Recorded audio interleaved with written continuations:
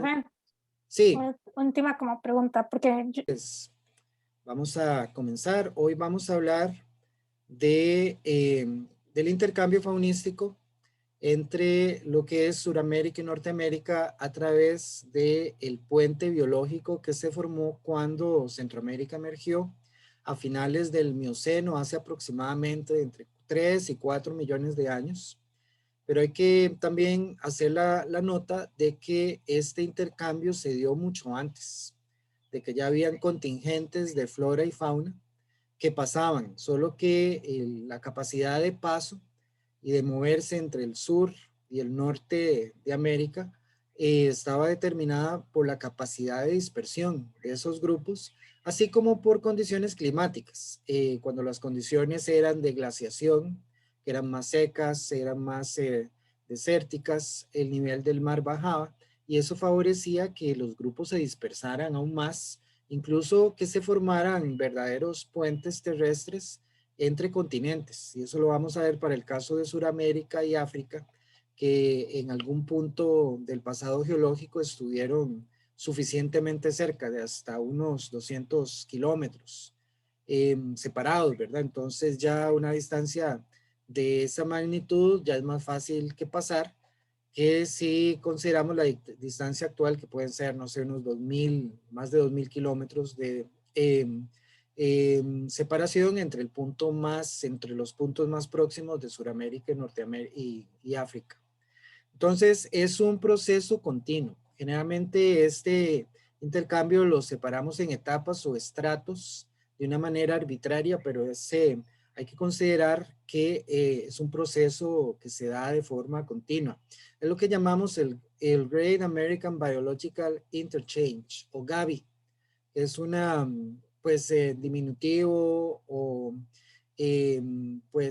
abreviatura que es fácil de recordar y que pues se usa principalmente para referirse a la última etapa, la cual estamos viviendo todavía, que es la más reciente.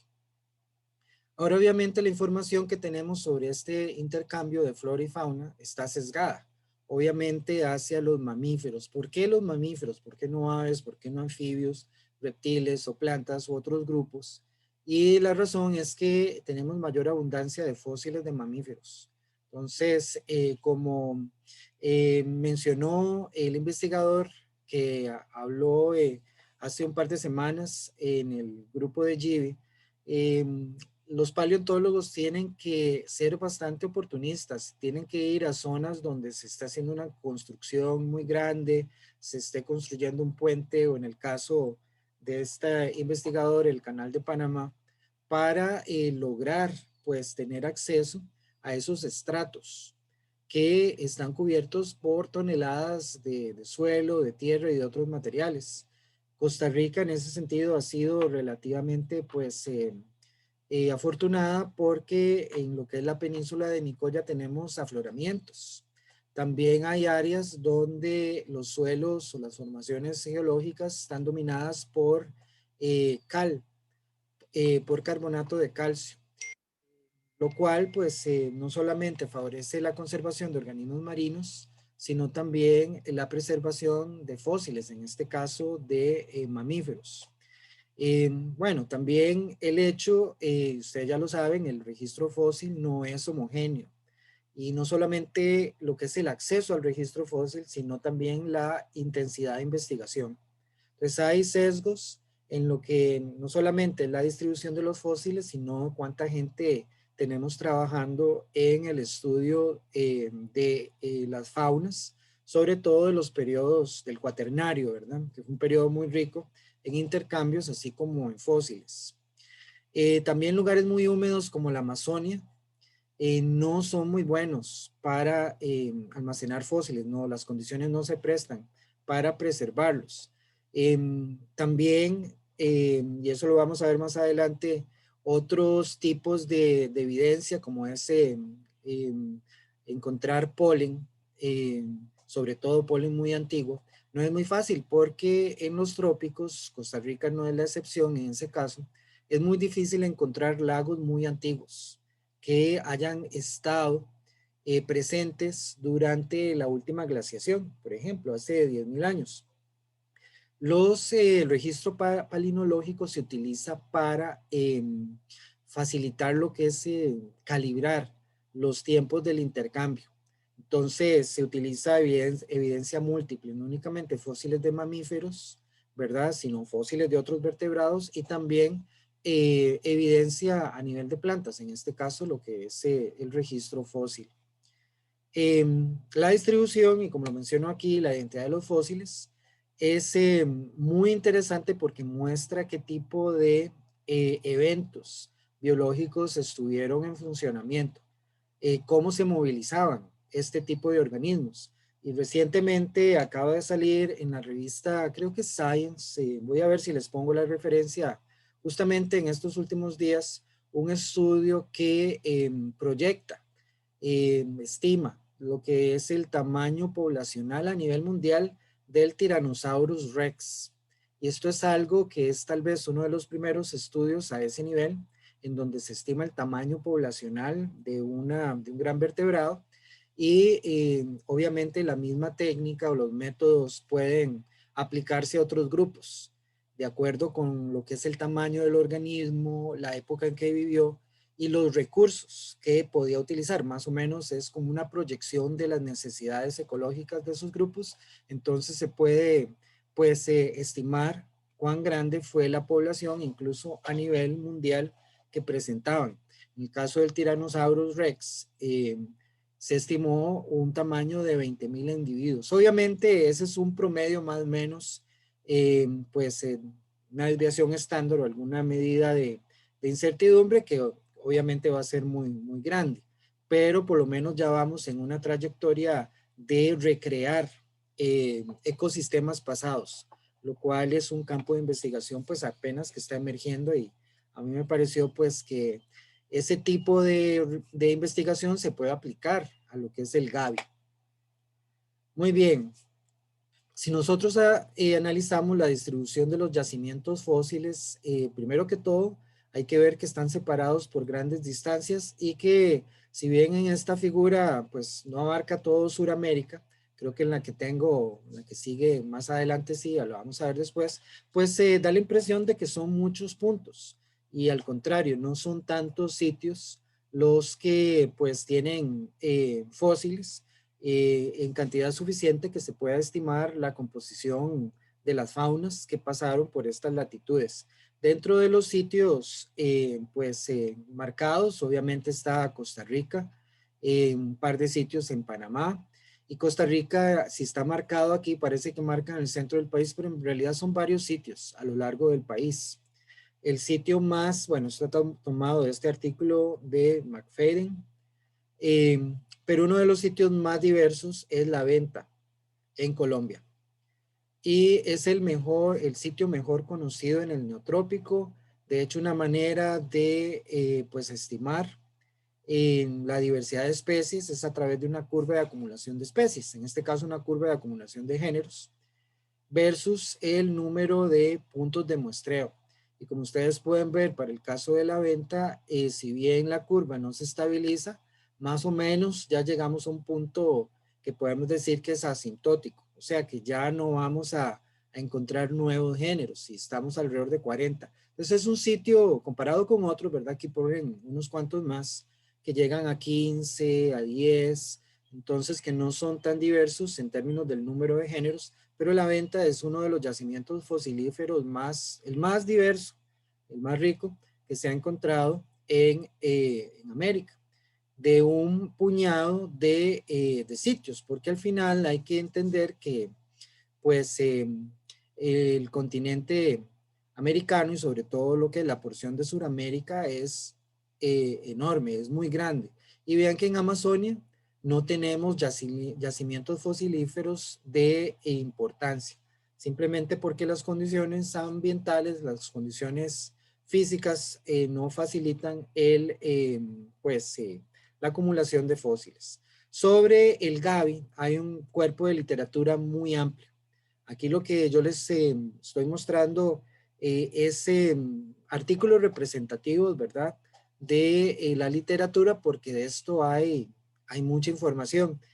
Nuevamente, esa información está sesgada hacia mamíferos y dentro de los mamíferos hasta ciertos grupos. A pesar de eso, ha emergido pues una pintura, digamos un contexto bastante general que pues permite describir lo que fue el proceso de intercambio. Y algo que es importante es que Suramérica fue una isla continental, como lo es ahora Australia, como lo es Madagascar, por ejemplo. Son islas suficientemente grandes, son muy heterogéneas y donde se dan procesos, ¿verdad? No solamente de colonización, sino de extinción. Por eso es que las islas son tan importantes para lo que es la biogeografía y para entender el origen de las especies. Y nuevamente, esa frase, el origen de las especies, seguramente les recuerda a Darwin.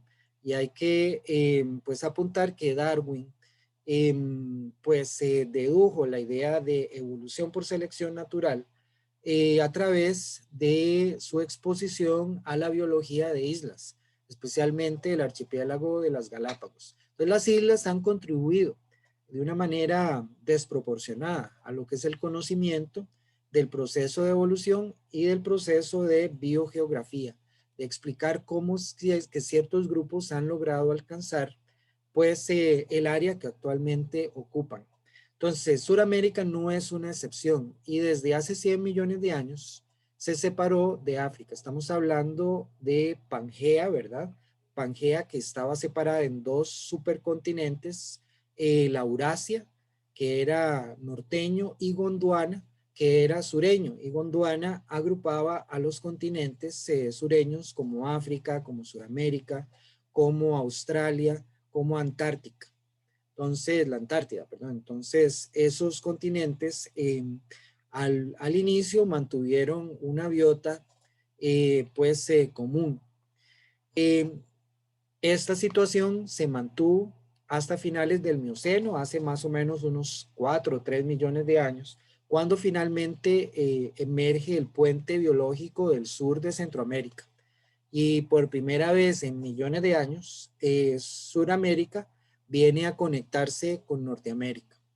Entonces, la presencia del istmo es de gran importancia, pero también hay que considerar lo siguiente y es el hecho de que el intercambio sucedió mucho antes de la emergencia del istmo. El istmo lo que hizo fue acelerarlo, ¿verdad? Pero ya ese proceso de intercambio ya se estaba dando por la dinámica de la biogeografía de islas, que es un proceso que vamos a hablar durante el curso varias veces y creo que lo vamos a discutir también hoy durante la discusión del artículo, porque la biogeografía de islas es una teoría clásica en ecología y que además nos sirve para entender cuál es el proceso o cuáles son las consecuencias del proceso de fragmentación.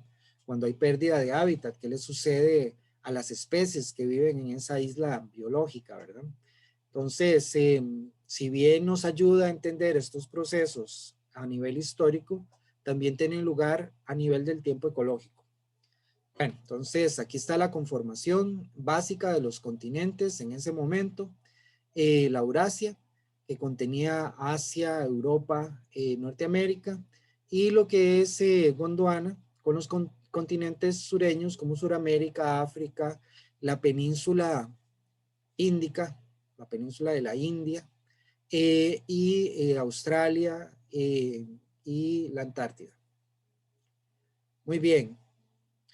Bueno, hay que entender también que la conformación de Norteamérica hacía que este continente estuviera expuesto a intercambios faunísticos más frecuentes, precisamente con Asia y con Europa, lo cual es interesante porque los marsupiales se originaron en China, se movieron a Europa, de ahí a Norteamérica y bajaron a Suramérica, cuando todavía Norteamérica y Suramérica estaban conectados. Luego Suramérica se separa de Norteamérica y los marsupiales comienzan a evolucionar de forma aislada.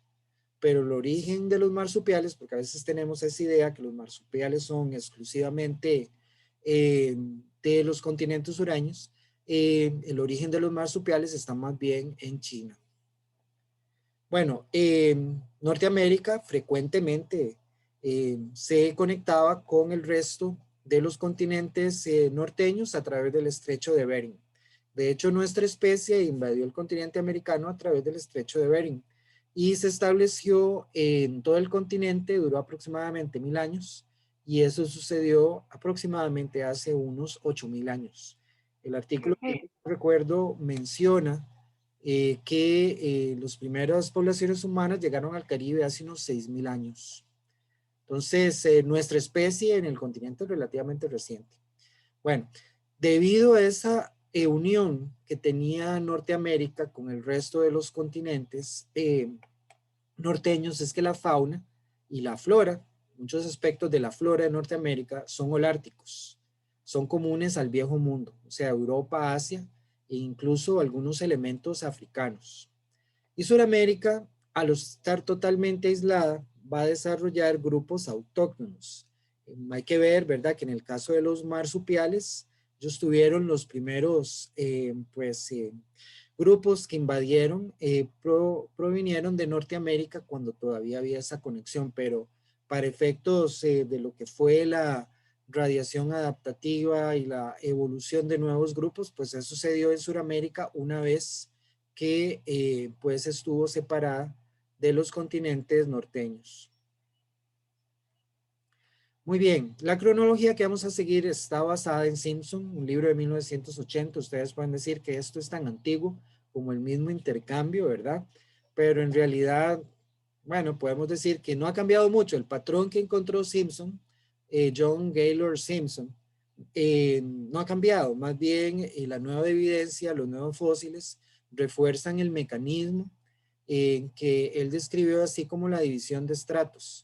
De hecho, es sumamente útil porque nos permite establecer la cronología. Entonces, como lo menciono aquí, la información se ha refinado en detalles, pero el patrón general no ha cambiado. Y Simpson lo que hace es dividir el proceso de intercambio en tres grandes estratos. El estrato 1 muestra a los mamíferos, los grupos que son arcaicos. Muchos de ellos son grupos que evolucionaron en Sudamérica, principalmente los enarta, los edentados, los osos perezosos, por ejemplo, las zarigüeyas, o lo que aquí en Costa Rica llamamos los zorros, eh, que en este caso las zarigüeyas siguen siendo sumamente exitosos, muy adaptables y pues han invadido casi todo el continente americano recientemente, ¿verdad? En el pasado geológico reciente. Pero en el primer estrato estamos hablando de hace 60, 65, 40 millones de años durante el Paleoceno y el Eoceno. Y estos grupos pues se desarrollaron en Sudamérica y se movían, ¿verdad?, hacia el norte. Tenían muchas dificultades para moverse por la separación, ¿verdad?, entre Norteamérica y Sudamérica, pero de alguna forma muchos de estos grupos lograron alcanzar Norteamérica, aunque en números pequeños. En el estrato 1, entonces, tenemos a grupos como los enartas, como los marsupiales. También tenemos grupos que están extintos ahora, como los liptoternos, entre otros. Ya son mamíferos grandes que ocupaban espacios abiertos.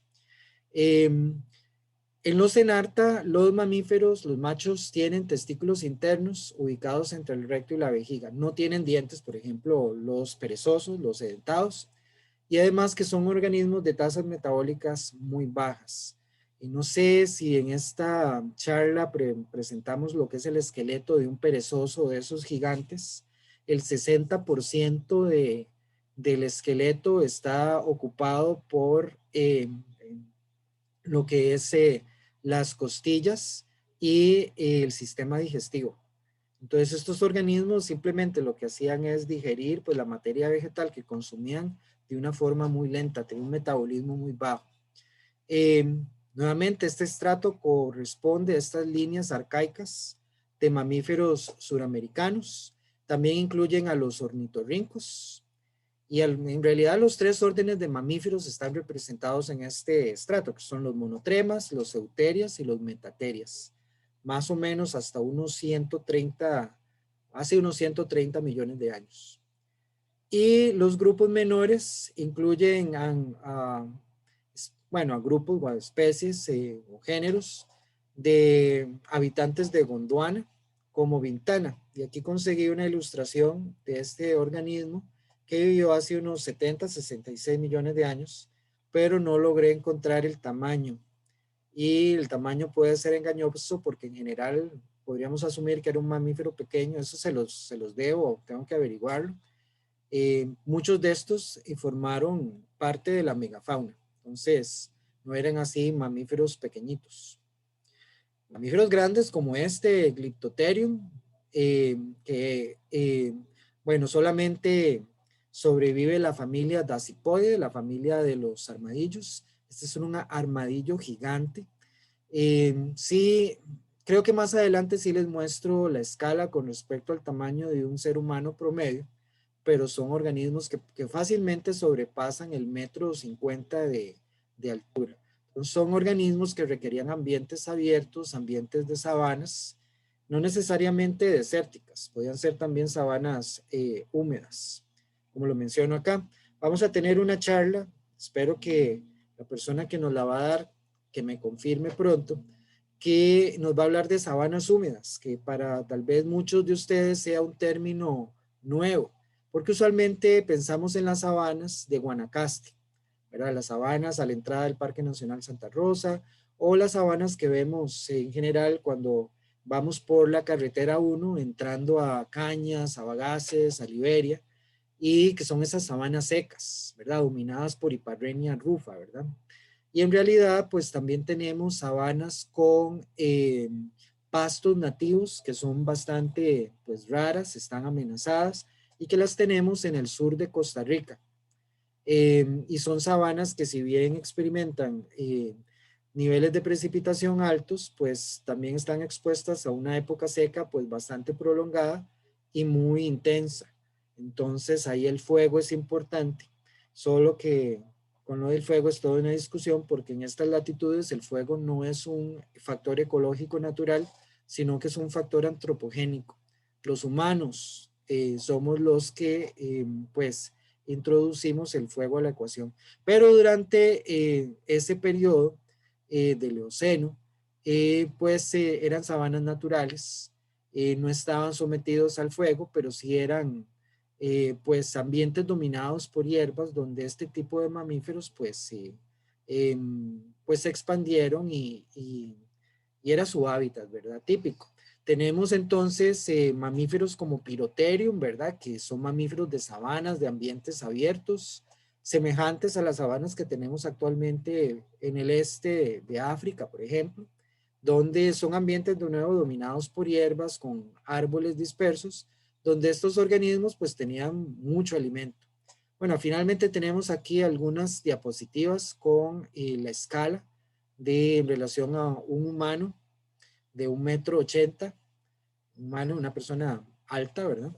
Entonces aquí podemos ver las dimensiones, ¿verdad? Son organismos que son grandes y que conforman, ¿verdad? Grupos donde tenemos camélidos, donde tenemos équidos o caballos, y también pues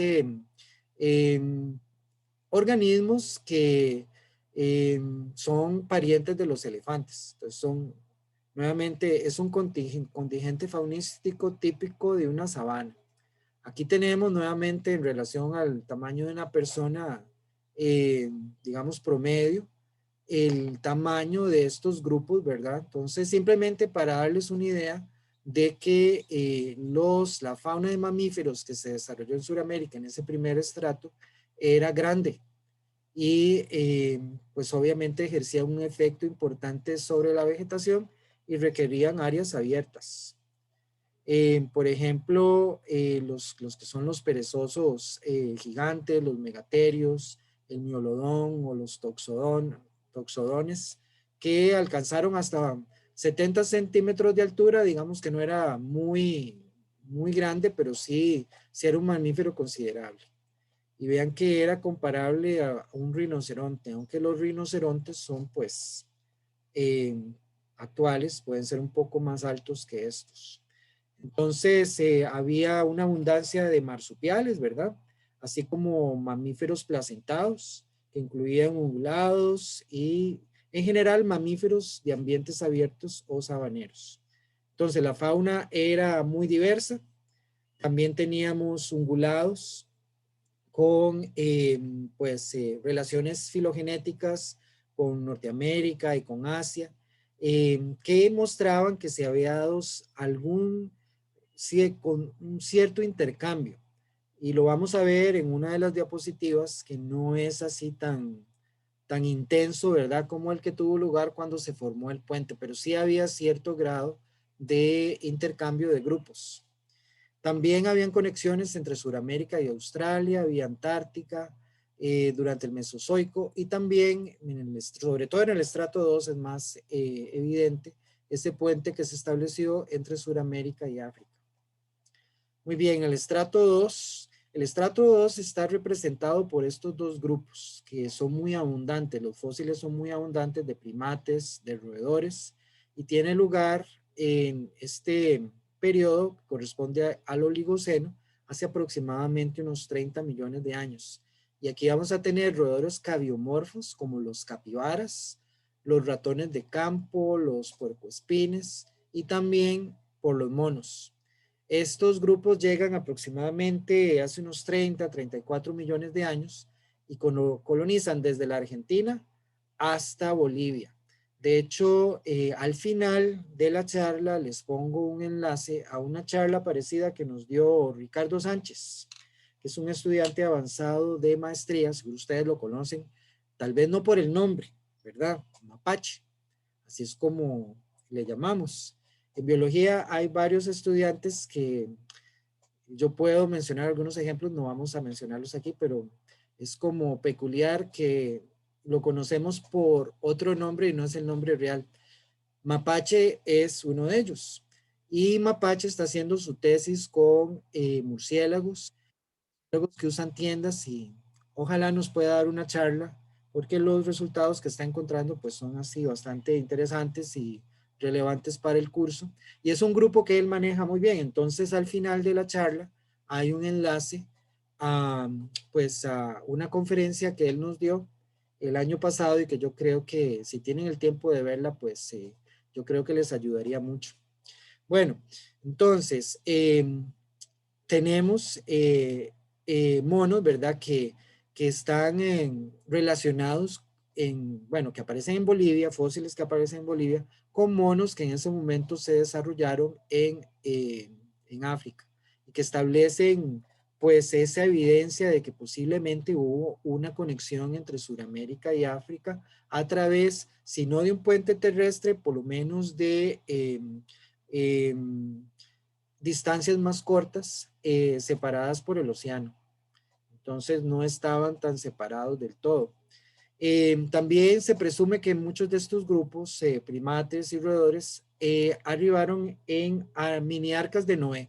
Aquí les pongo este término, yo creo que en la literatura en inglés se le llaman balsas o rafts. Es decir, ¿en qué consisten? Simplemente después de una tormenta muy fuerte, en el delta de los ríos se desprenden desde pedazos de tierra que tienen vegetación, ¿verdad? Y que se llevan con ellos no solamente muestras de la flora, sino también de la fauna, hasta árboles, que son arrastrados por la tormenta, que llegan al mar y que ahí se dispersan. Entonces es como quedar en una balsa en mitad del océano y los que tienen suerte encuentran una isla o un continente. Entonces es un sistema, digamos, de dispersión al azar que tendrá una baja probabilidad de éxito, pero los que logran sobrevivir al viaje, pues logran establecerse en sitios que son nuevos, que no hayan sido colonizados, donde encuentran lo que se llaman nichos vacíos, que es un concepto pues bastante controversial, o sea, oportunidades ecológicas de establecerse, de colonizar y de dispersarse.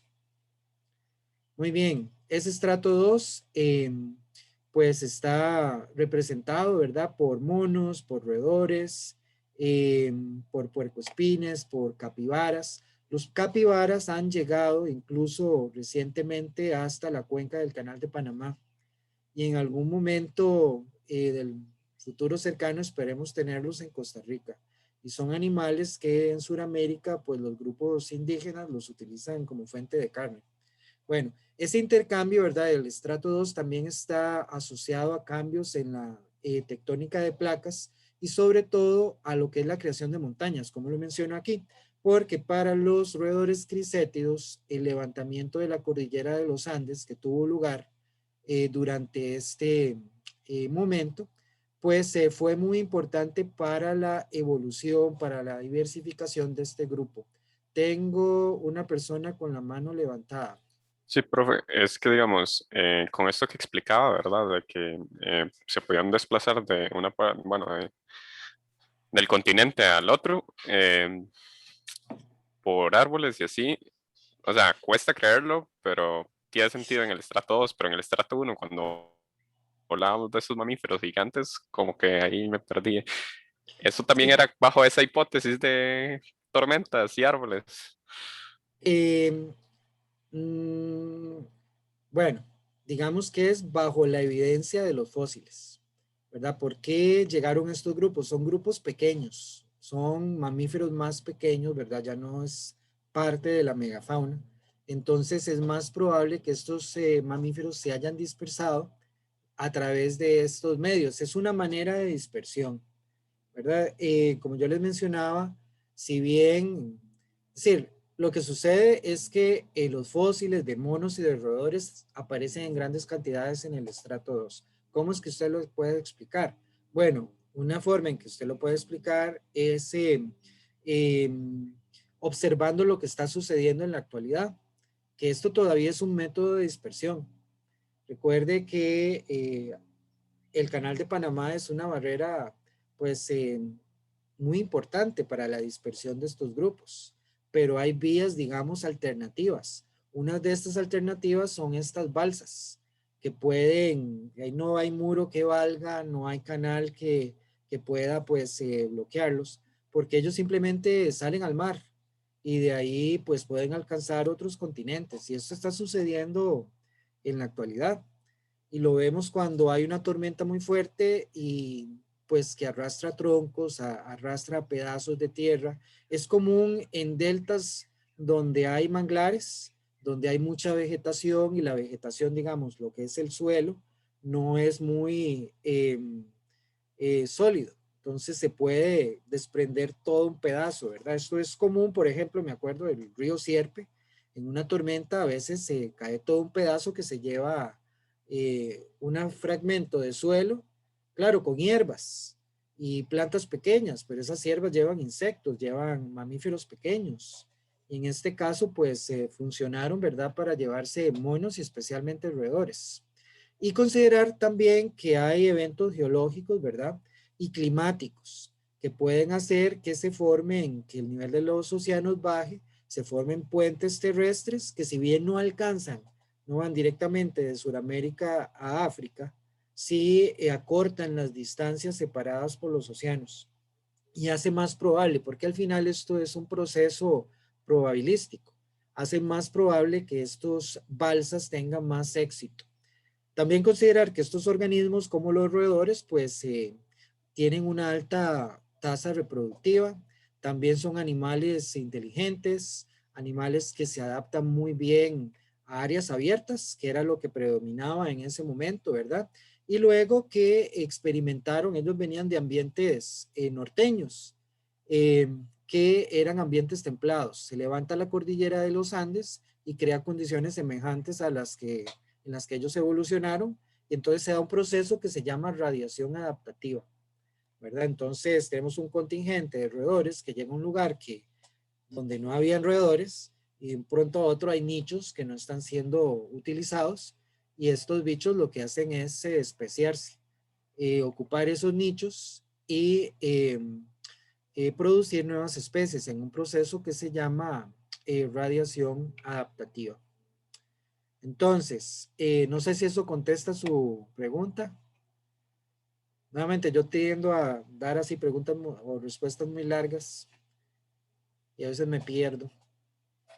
Muy bien, veo que Gabriel no protesta, entonces voy a continuar. No, es que bueno, es que no, estaba esperando a que hiciera una pausa mientras hablaba, pero no, sí responde parcialmente. O sea, la pregunta iba más enfocada en el hecho de, ok, entiendo para estos organismos, pero los del estrato uno no comprendí cómo se Sí, desplazaban. los del estrato 1 pueden nadar, ¿verdad?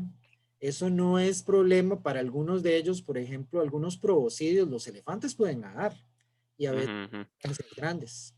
O sea, nuevamente volvemos al hecho de que es algo probabilístico. Ya nadar una gran distancia ya es muy poco probable que el organismo llegue vivo a la otra orilla, pero algunos lo logran. Y también estos organismos ya no se desplazan en balsas, ya es más difícil que tener un organismo de gran tamaño que se abrace a un tronco, ¿verdad? Versus ratones o monos o animales más pequeños, ¿verdad? Que donde es más probable. Pero hay que recordar que esto pasó hace millones de años y lo que se está intentando explicar es cómo es que llegaron, ¿verdad? En algunos casos simplemente evolucionaron dentro de lo que fue el continente, como la mayoría de las especies del estrato 1, pero eso no quiere decir que no se hayan logrado desplazar. Algunos lo hicieron, ¿no? Solo que en menor número. En el estrato 2 sí tenemos una gran cantidad de fósiles de roedores y de monos, porque era más probable, ¿verdad? Que lograran desplazarse con mayor facilidad. Muy bien. Eh, como les menciono, estos organismos también usan hábitats abiertos y también se unen, ¿verdad?, a la fauna que estaba ahí previamente establecida de grandes herbívoros como los ungulados, los edentados, los perezosos gigantes. Hay que recordar que los perezosos gigantes están presentes en los tres estratos, ¿verdad? Y que incluso logran pasar a través del puente del sur de Centroamérica. Entonces, nada más creo que esa aclaración es importante hacerlo. Ahora, en el tercer y último estrato, ya tenemos a los grupos que cruzan el puente y que forman parte de lo que estrictamente llamamos el Gavi, que es este intercambio biológico que tiene lugar cuando se forma, cuando emerge el sur de Centroamérica. Y son los grupos que dominan en la actualidad, que en su mayoría son de origen norteño. ¿Por qué son de origen norteño? Porque las condiciones climáticas, cuando emerge el sur de Centroamérica, son desérticas, son secas, son frías, son templadas. Entonces pasan organismos tanto del norte como del sur, que están acostumbrados a este tipo de condiciones templadas, pero pasan más del norte. Y aquí tenemos toda esta discusión de por qué pasaron más mamíferos del norte, porque la mayoría eran placentados, ¿verdad? No eran marsupiales, por un lado. Por otro lado, eran especies que ya habían habían pasado el filtro de eventos de intercambio previos y que estaban acostumbrados a procesos de competencia más intensos, por un lado, y luego que hacer mamíferos placentados, pues se reproducían de una manera más rápida y más eficiente que los marsupiales. Tenemos también grupos que atraviesan islas, que en algunos casos se les llama saltadores de islas. Vean que en estos incluyen perezosos gigantes que también podían nadar. Estos pasan de sur a norte y también prosiónidos que pasan de norte a sur, como los mapaches, y que hace 8 millones de años llegaron hasta Argentina. Entonces el estrato es mucho más diverso. Vean que incluye musarañas, incluye conejos, eh, incluye ardillas, ratones cricétidos, eh, perros o cánidos y sobre todo felinos, ¿verdad? Y también osos que lograron pasar del norte hacia el sur, entre otros grupos, incluyendo también, obviamente, al hombre, especie humana. Perdón. Muy bien, en la venta vamos a encontrar fósiles de ungulados, de monos, de murciélagos. Muchos de estos murciélagos también se dispersan al Caribe y utilizan este archipiélago de islas de las Antillas Menores y alcanzan Cuba, por ejemplo. Eh, También finalmente termina de levantarse la cordillera de los Andes y ya tenemos una separación entre lo que es la cuenca atlántica del Amazonas, ¿verdad? Lo que es el bosque tropical húmedo que tenemos en Sudamérica, de ambientes más secos que tenemos al oeste de la cordillera de los Andes. Siempre vamos a tener un poquito de bosque lluvioso, ¿verdad? De bosque nuboso, pero ya cerca de la costa ya las condiciones son secas, son desérticas en algunos casos. Ya la cordillera de los Andes tiene un impacto muy importante en lo que es la separación de la flora y la fauna. Y de hecho, previo a finalizar ese levantamiento, ¿verdad? Que es intermedio entre estos dos estratos, el estrato 2 y el estrato 3, la cordillera también representa una barrera para los grupos de origen neotropical, típicos de bosque tropical lluvioso que entraron, perdón, a pues, Centroamérica a partir de Sudamérica. Entonces, esto conduce al endemismo de muchos grupos de mamíferos y también a la evolución de especies de roedores que colonizan la cordillera de los Andes. Incluso hay lugares en Argentina, y aquí se me ocurrió ponerles un ejemplo de un parque arqueológico que hay en Argentina donde se pueden ver estos fósiles y es un lugar que tiene una abundancia espectacular de fósiles, como los hay también en algunos sitios en Costa Rica, como ya vamos a ver. Entonces, en el segundo grupo, cuando emerge el sur de Centroamérica, vamos a encontrar a esta ave, Titanis, que no les traje para esta charla pues una ilustración, pero tenía más de 3 metros de altura. Es un ave semejante a los avestruces, o sea, es un ave terrestre de un tamaño espectacular que además era carnívora. En algunos casos, este es uno de los casos en donde yo me alegro que se haya extinguido porque no me imagino lo que hubiera sido convivir con ella. Bueno, es uno de los pocos carnívoros que invadió exitosamente Norteamérica. Entonces, de Sudamérica a Norteamérica pasan perezosos gigantes, pasa el oso hormiguero gigante, Myrmecófaga, que aquí en Costa Rica fue extirpado. En los últimos 10 años hubieron pues observaciones de algunos individuos en el Parque Nacional Braulio Carrillo, Corredor Biológico La Selva, porque lamentablemente al hormiguero gigante lo cazaban por deporte. Este es uno de los organismos cuya huella parece el pie de un niño, tal vez de un año. Tiene la forma de un pie humano, pero como de un bebé, ¿verdad? Y la gente los caza. Es un animal que es bastante agresivo, que puede atacar. Y la gente lo caza y no usa nada, es decir, no lo caza más que por deporte, a veces por curiosidad. Como les menciono, está recuperándose en Costa Rica y las observaciones son así, pues muy esporádicas. También se mueve de Sudamérica a Norteamérica el capibara, como les menciono, Hydroquerus está en la cuenca del Canal de Panamá y posiblemente pase de alguna forma y tal vez lo tengamos en el país. Obviamente pasan los zorros pelones o las zarigüeyas, que son muy exitosos, que han alcanzado Norteamérica y han colonizado gran parte de los Estados Unidos, así como un toxodonte, Mixotoxodon. Pero estos muy poquitos llegaron al sur de los Estados Unidos. Por ejemplo, este género alcanzó El Salvador y de ahí ya no pasó. ¿Por qué no alcanzaron Norteamérica a través del puente biológico? Bueno, eso se presta para mucha discusión.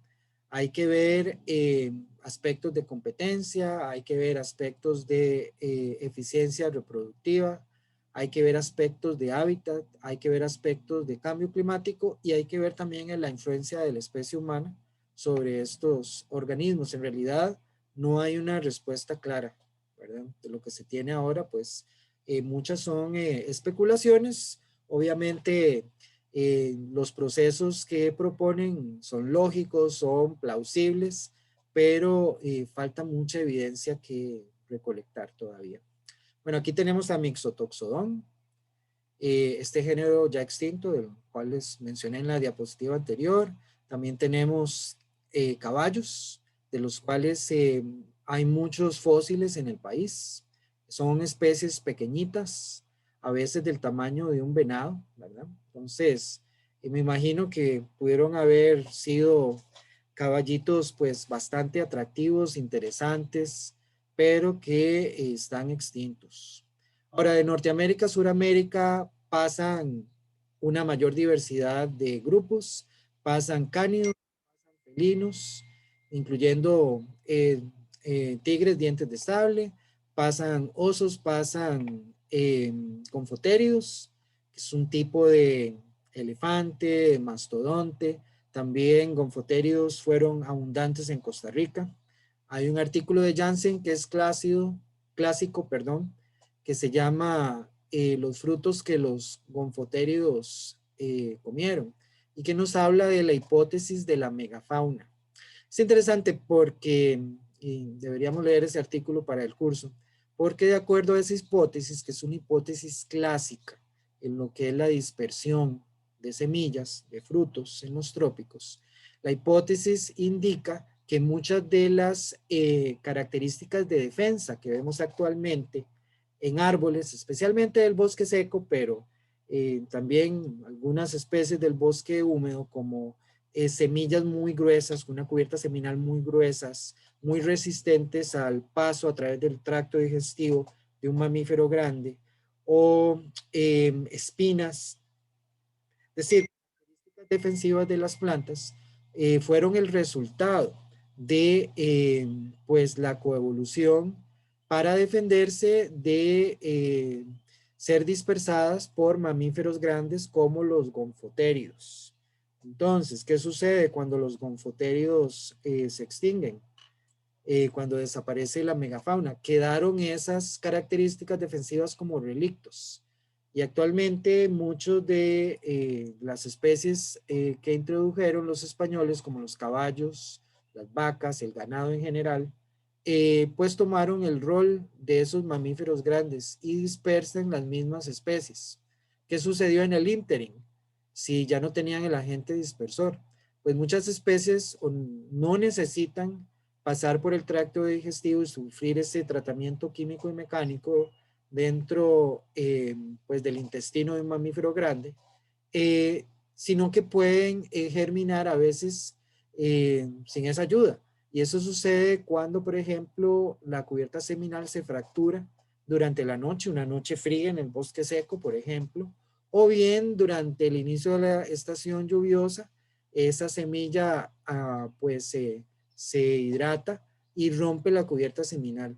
Entonces, muchas especies que tenemos en la actualidad, como por ejemplo el guanacaste, que tiene semillas pues bastante, con una cubierta pétrea, gruesa, dura, no necesita de ser dispersado por un caballo o por una vaca para lograr germinar. Pero es evidente que muchas de estas especies sí cambiaron su densidad, sí cambiaron su abundancia cuando se extinguió la megafauna. Entonces, es una hipótesis clásica que propuso Jansen para explicar no solamente la presencia de esas características defensivas, sino también los patrones de abundancia de muchas especies que coevolucionaron con estos gonfotéridos. Bueno, también pasan tapires, pasan caballos, camélidos como las llamas, las alpacas, que tienen un origen norteño, los venados, los conejos, las ardillas, las musarañas, y también las ratas del género Heteromis, entre otros. Entonces, los roedores cricétidos pasan de Norteamérica a Suramérica y generan muchas especies. Y este tipo de radiación adaptativa hace que estos grupos sean llamados pseudodispersores. ¿Qué quiere decir? Se dispersan en un lugar, pero no se dispersan las 20, 50 especies que vemos en la actualidad, sino que se dispersan 2 o 3. Y esos 2 o 3 pues se producen nuevas especies, divergen, evolucionan, y al final en el sitio colonizado tenemos una gran cantidad de especies. Es lo que se llama pseudodispersores, como resultado de ese proceso de radiación adaptativa. La radiación adaptativa es cuando usted coloniza un nuevo lugar y encuentra oportunidades ecológicas, entonces diverge y produce nuevas especies. También es posible que ya estos grupos eran diversos cuando estaban pasando, pero obviamente el puente y llegar a Sudamérica y a estas latitudes, y Costa Rica no fue la excepción, pues se encontraron nuevas oportunidades ecológicas y produjeron nuevas especies. Ahora, Norteamérica superó a Suramérica en la contribución de los grupos de mamíferos. Los mamíferos de Norteamérica fueron más exitosos en pasar el puente. Entonces, y además pasan rápido. Pasa la mofeta, pasa el pecarí, un caballo pequeño, como los que les mostré anteriormente, alcanzan Argentina relativamente, sí, casi inmediatamente después de que el puente se formó. Y el clima en ese momento correspondía a una sabana húmeda. Estamos hablando de final del Mioceno, 2.8 millones de años atrás, y ese periodo al final está caracterizado por el Pleistoceno, que llega al final hace unos 10.000 años y con el Pleistoceno termina la última glaciación. Entonces las condiciones se vuelven tropicales en las latitudes, obviamente, de Costa Rica, de Panamá, de Nicaragua, las latitudes alrededor del Ecuador. No pasaron elementos adaptados a climas totalmente desérticos. El puente en realidad a veces decimos que es un puente biológico y ese puente, el término puente en biogeografía, pues da la idea de que era un hábitat abierto, que no tenía ningún tipo de restricciones al paso, pero más bien el sur de Centroamérica, el istmo centroamericano funcionó como un filtro.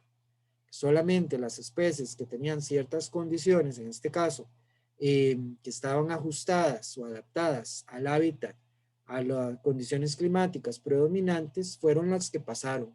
Entonces el puente en realidad fue un filtro biológico. Entonces, ¿cuáles fueron las consecuencias del istmo sobre la diversidad? Aquí lo podemos ver en este gráfico, donde podemos observar a través de las épocas el número de géneros. Creo que es el número de géneros, ¿verdad? Vamos a ver, sí, diversidad genérica. De contingentes que venían de Norteamérica, así como de Suramérica. Perdón, sí. Entonces, a nivel de lo que ganó Norteamérica en términos de nuevos géneros, fue muy poquito en comparación con los que ganó Suramérica. Entonces, Suramérica se vio enriquecida por nuevos géneros, nuevas especies, bueno, en este caso géneros, que aumentaron significativamente su diversidad, géneros que llegaron de Norteamérica, mientras que de Suramérica a Norteamérica, pues el cambio en riqueza de géneros no fue tanto. Sí fue importante, hay que ver que esto sucede, ¿verdad? Cuando se forma el puente y que hay un cambio evidente en lo que es la riqueza de número de géneros, ¿verdad? Pero Suramérica es la que más se ve, pues, influenciada, afectada por este intercambio faunístico. También hay que entender que en el último periodo, ¿verdad? Ya cuando se forma el puente, las sabanas se expanden. Las sabanas, como les mencionaba, se ven favorecidas por periodos secos. Pueden ser sabanas húmedas que todavía experimentan cierto tipo de una precipitación abundante, pero el clima en general puede ser seco, ¿verdad? Y frío. Entonces, esto crea ambientes abiertos. Una sabana está definida así, a grosso modo, como un ambiente donde predominan las hierbas y hay árboles dispersos, pero el componente herbáceo es el dominante. Entonces, las sabanas se reducen durante periodos cálidos y húmedos y se expanden durante periodos fríos y secos. Y al bosque lluvioso le pasa algo similar. Bueno, les pasa algo a la inversa. Se expanden durante periodos cálidos y húmedos y se reducen durante periodos secos y fríos.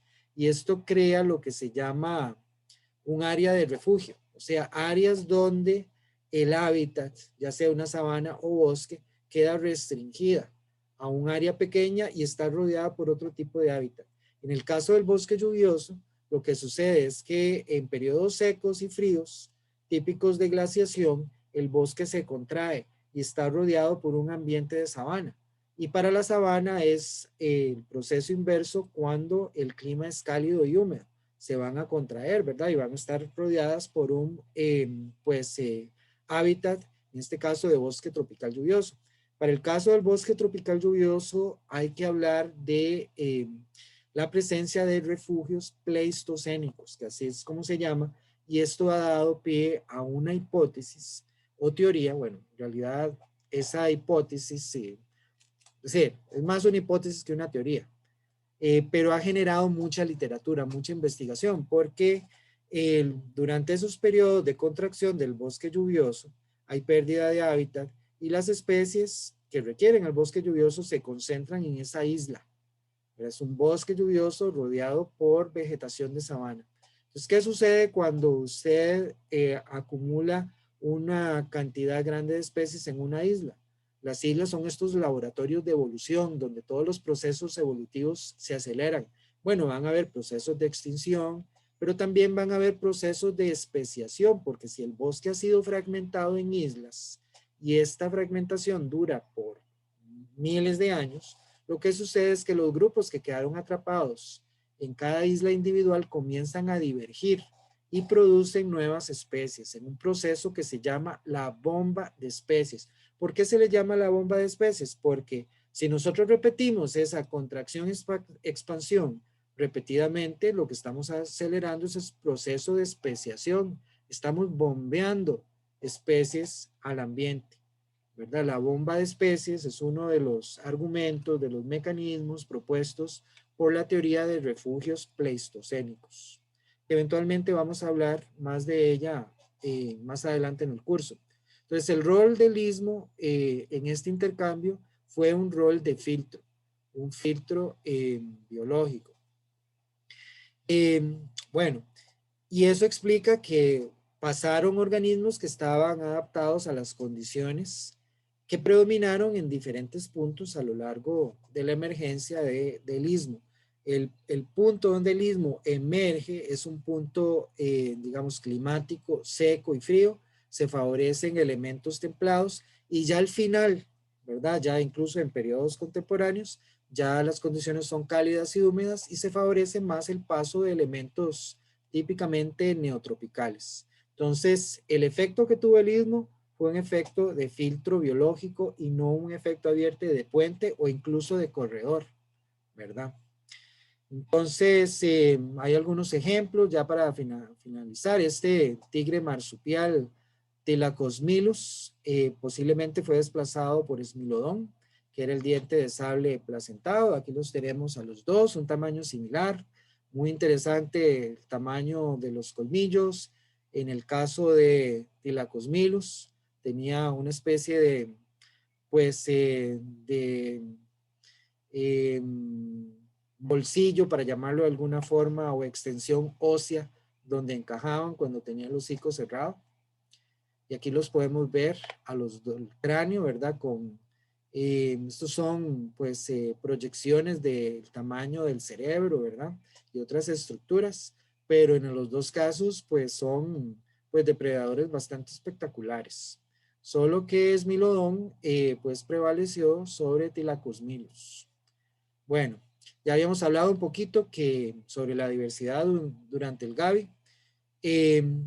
Hay que, bueno, recalcar nuevamente que la fauna norteamericana se dispersó con más éxito a Sudamérica que la fauna de Sudamérica a Norteamérica, y que además esos elementos norteños se diversificaron, especialmente los roedores crisétidos, y esa diversificación es un proceso que encaja dentro de la definición de radiación adaptativa, y por eso a estos roedores se les llama pseudodispersores.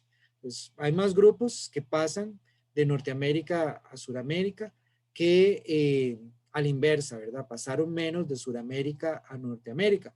Varias razones, ya habíamos mencionado el hecho de que Norteamérica estaba, creo que aquí lo menciono, ¿o no? Bueno, en fin, más expuesta a procesos de competencia, que ya había pasado por ese, pues, fenómeno de intercambio faunístico previamente, y luego que tenía una mayor área, ¿verdad? Que Sudamérica, entonces proporcionalmente pasaron más organismos de Norteamérica a Sudamérica. Entonces, actualmente un 50% de la fauna de mamíferos suramericanos tiene relaciones norteñas. Entonces, ese significativo el impacto que tuvo el intercambio faunístico en la composición actual de la fauna, de uno y de otro extremo, ¿verdad? Pero más en el caso de Sudamérica.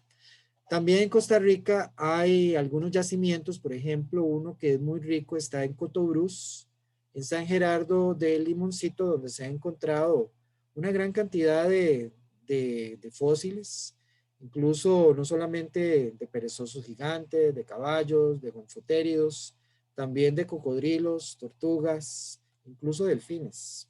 Entonces es un sitio que debería ser más explorado. Hay gente, los autores de este artículo, creo que en algún momento les voy a poner la referencia, pues encontraron una mina de oro. Aquí hay una mandíbula de un caballo Calipus hondurensis que tenía más o menos, era un caballo pequeñito como los que mostramos anteriormente, más o menos del tamaño de un venado cola blanca.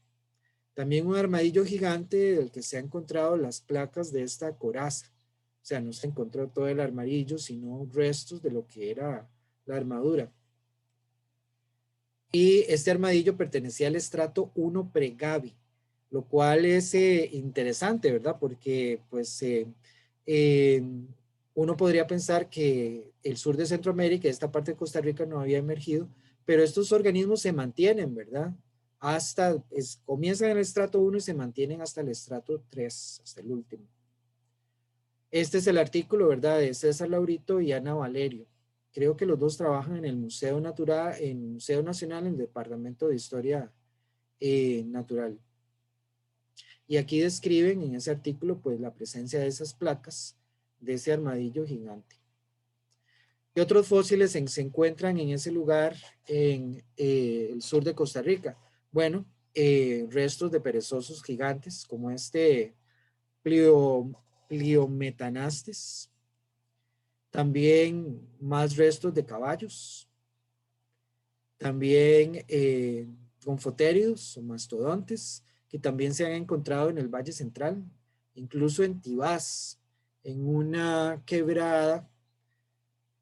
Uy, ahorita no me acuerdo el nombre, pero esto está en el centro de Tibás, creo que, si mal no recuerdo, en Llorente. Y sí, se encontraron fósiles de este gonfotério. O sea que no, también los tenemos en otras partes del país, pero en este lugar, en el sur, son muy abundantes. Aquí tenemos una llama, ¿verdad? Que no lograron sobrevivir en Costa Rica. Y bien, ya para concluir, porque no quiero alargar mucho la clase, el intercambio abarcando los 3 estratos incluye fluctuaciones climáticas amplias y eso determina quién pasa y con qué probabilidad. Durante la mayor parte de este intercambio se dan condiciones de sabana que en algunos casos son sabanas húmedas, en otros son sabanas más secas. Ya hablamos el caso de los refugios pleistocénicos, tanto para sabanas como para bosques tropicales y que actúan, digamos, de forma inversa para uno y otro hábitat. La teoría de refugios pleistocénicos la vamos a discutir más adelante en el curso, pero ha sido una teoría súper discutida en la literatura de ecología tropical, más que ecología de biogeografía tropical, porque se ha utilizado para explicar puntos calientes de diversidad. ¿Qué es un punto caliente de diversidad? Y añadamos la palabra endemismo. Son puntos donde hay una alta concentración de especies y además muchas de esas especies son endémicas. Entonces la teoría dice que posiblemente esas áreas que tienen alta diversidad y endemismo fueron refugios pleistocénicos. Obviamente, por ahí dicen, muéstrame los datos, ¿verdad? Porque estamos hablando de alta diversidad de aves, de alta diversidad de árboles, de alta diversidad de insectos, y son grupos con tiempos generacionales muy diferentes. Y a veces mucho de esas diferencias en diversidad son explicadas por condiciones climáticas actuales, no por las que tuvieron lugar en el pasado geológico. A veces sí, a veces hay coincidencia, ¿verdad? Pero eso hace la teoría que sea muy controversial y que se preste pues a generar más investigación. La teoría de refugios pleistocénicos no la podemos ignorar. Si estamos a favor, en contra, o etcétera, ya son otros 100 pesos, pero sí ha tenido una influencia importante en lo que es el desarrollo de las ideas biogeográficas en los trópicos. También tenemos que hablar del efecto de la especie humana, que es el artículo que vamos a discutir próximamente, dentro de 15 días, porque la especie humana viene a reemplazar en muchos aspectos a la megafauna. Es decir, el impacto que tuvo sobre el ambiente, sobre la dispersión de semillas, sobre el paisaje, en cierta medida es comparable al impacto que tuvo la megafauna. Y además el efecto que tuvo posiblemente sobre la desaparición de la megafauna y sobre pues, la modificación del paisaje. También hablamos de los pseudodispersores, específicamente el caso de los roedores crisétidos que sufrieron ese proceso de radiación adaptativa, sobre todo en Sudamérica, y que se volvieron muy diversos. Relacionado con pues el impacto de la especie humana, hay que hablar de la defaunación, la pérdida de especies en esta nueva época que llamamos el antropoceno. Y aquí está este artículo que vamos a leer. Todavía no lo tengo en mediación, pero lo voy a poner ahí hoy. Y es el ascenso del antropoceno, de la antropósfera. Hace 50.000 años, un reemplazo ecológico de los megaherbívoros por los humanos en ecosistemas terrestres. Y con signo de pregunta. Y les dejo también el enlace a la charla de Mapache, que él aporta otras piezas de información muy interesantes que debemos pues considerar, ¿verdad? Porque al final de la charla, de su charla, Mapache dice, y en eso no está errado, que el intercambio continúa. Todavía tenemos especies que están viniendo del norte hacia el sur. Un caso es el coyote, ¿verdad? Que ya ha sido, pues, ha pasado el canal de Panamá. Y el coyote requiere ambientes, pues, abiertos y zonas alteradas, ¿verdad? Entonces, mucho del paisaje que tenemos en la actualidad, pues, favorece a estas especies, como otras especies que también se van moviendo hacia el norte, como el perro amazónico, como el capibara, que requieren de bosque y también de ambientes, bueno, de ríos o lagunas. Muy bien, no sé si tienen preguntas, dudas, comentarios, quejas, cumplidos. Si no, entonces voy a parar más bien aquí la grabación para que no quede muy largo la clase. Y en mi reloj tengo las 2:20. Si les parece, nos vemos a las 2:30. Voy a dejarlo aquí pausado para regresar a la discusión. Y quiero ver quién va a dirigir o a quién la puedo nombrar como host a cargo de la presentación para que pueda compartir pantalla. Yo estaría compartiendo, sí. Muy bien, Jimena, entonces usted la voy a poner de una vez por si no se me olvida. De ahora en adelante eres el host. ¿Cómo se dice eso? ¿Hospedero, huésped? Creo que sería como anfitriona en este caso. Anfitrión, gracias, porque a mí se me olvida el español y no hablo inglés.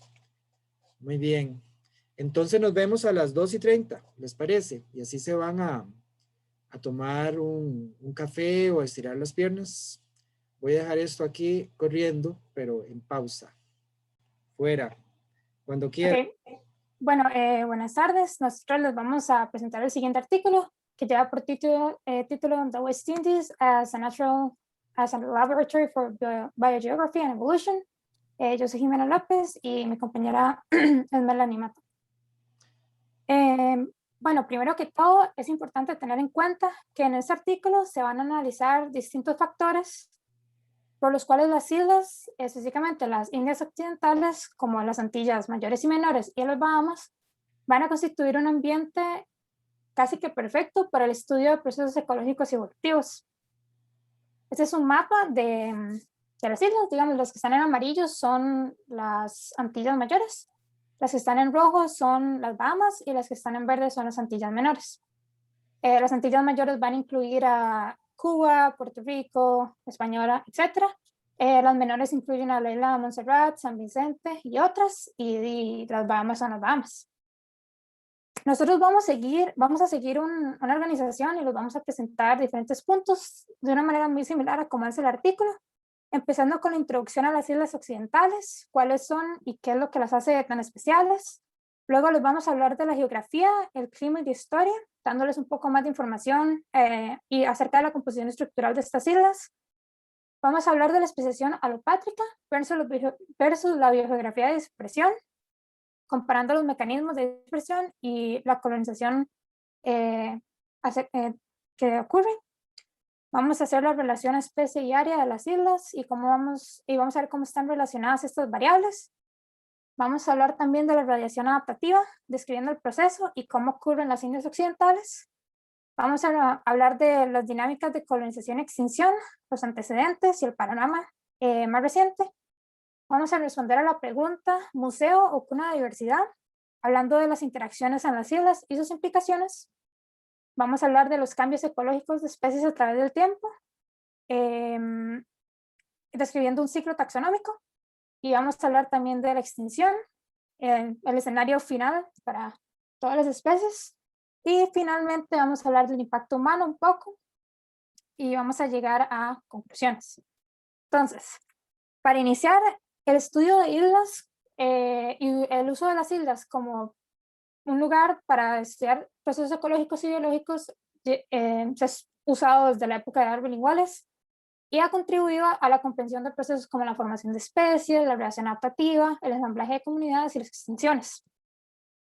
Esta es una cita textual que en nuestra opinión resume perfectamente el objetivo del artículo y lo que el artículo explica, la cual dice que las Indias occidentales proveen un excepcional laboratorio natural para estudiar procesos que establecen patrones en la diversidad de la vida. Ok, vamos a hablar de la variedad de islas. Es importante conocer que van a haber dos extremos. Islas que tienen un aislamiento extremo, como son las Islas Galápagos y Hawái, y este aislamiento extremo va a provocar una ausencia de la interacción entre la vida peninsular y la del continente. O sea, esto va a significar que están tan aisladas del continente que no va a haber un intercambio de especies. Entonces va a ser unidireccional y va a haber muchísima más especie endémica en las islas que no va a pasar al continente, por ejemplo. En el otro extremo, con islas que están muy cerca a tierras continentales como Baja California, estas islas más bien van a recibir muchísimos inmigrantes, lo cual va a reducir drásticamente la posibilidad del endemismo. Más adelante lo vamos a explicar mejor, pero a rasgos más sencillos, si un ambiente está desocupado, inmediatamente va a ser ocupado por los organismos que vienen del continente, por ejemplo. Las Indias occidentales están en ese medio ideal donde están lo suficientemente lejos para que existan endemismo, pero al mismo tiempo están suficientemente cerca para permitir una dinámica de interacción entre las islas y el continente. Bueno, la geografía, el clima y la historia, las Antillas Mayores, Cuba, Puerto Rico, son fragmentos antiguos de la corteza continental que se transformaron en islas y llegaron a su posición actual por acción de placas tectónicas. Las Bahamas son islas bajas esparcidas en la plataforma poco profunda de las Bahamas y están compuestos por sedimentos marinos carbonatados que se acumularon en los mares cálidos y que probablemente se formaron como depósitos arrastrados por el viento, que ahora permanecen sobre el nivel del mar. Finalmente, las Antillas Menores son un arco volcánico producto del movimiento de la placa Caribe hacia el este. El clima en las Indias occidentales es principalmente tropical, aunque en las Bahamas y Antillas Mayores, principalmente en las mayores elevaciones de las Antillas Mayores, va a ser frío durante el invierno y va a albergar debido a esto especies de flora y fauna templadas.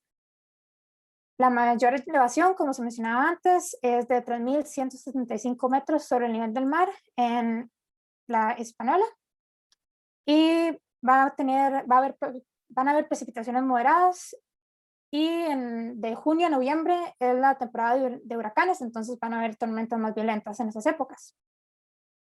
La llegada del ser humano fue hace 6.000 años y con él trajo introducción de flora y fauna, además de la introducción de la caza, la agricultura y todos los efectos que van a tener estos factores.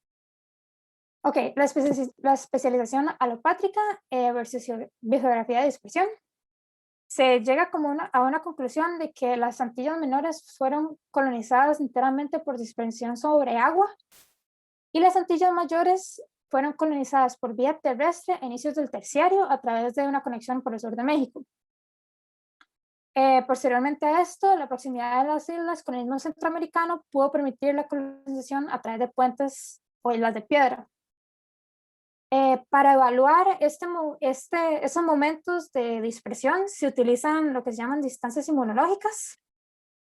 Esto se refiere a, se basa en una relación cruzada entre los anticuerpos que se forman en respuesta a antígenos de un taxón a otro. Entonces, están calibrados a organismos insulares y los parientes continentales para estimar la edad de los taxones. Como se mencionó, se utiliza una relación cruzada de anticuerpos y entre más similar sea la secuencia de proteínas, los anticuerpos, más fuerte será la relación, la reacción. Perdón.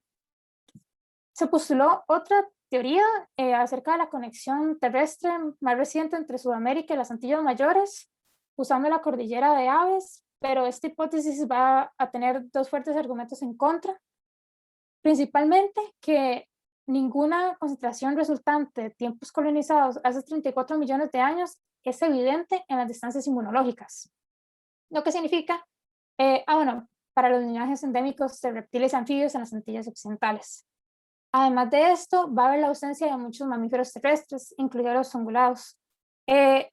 Esto es una evidencia en contra debido a que si hubiera habido un puente terrestre, habría muchísima más diversidad de mamíferos.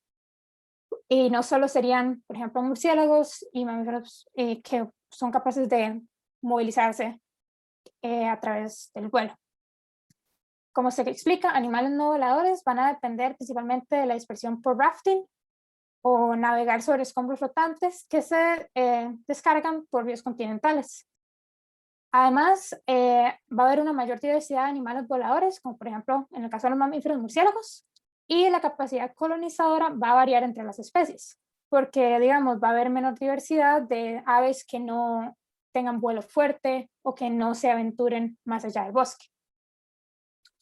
Hablando de la relación especie y área, se llega a un consenso de que a menor área en una isla va a haber menos diversidad ecológica y número de especies, y que en las islas más grandes la extinción va a ser despreciable y la tasa de especiación va a ser mayor. Esto se puede ver en las poblaciones de anoles que van a quedar aisladas debido a eventos topográficos como lo son montañas, valles, sierras de ambiente de hábitat inadecuado.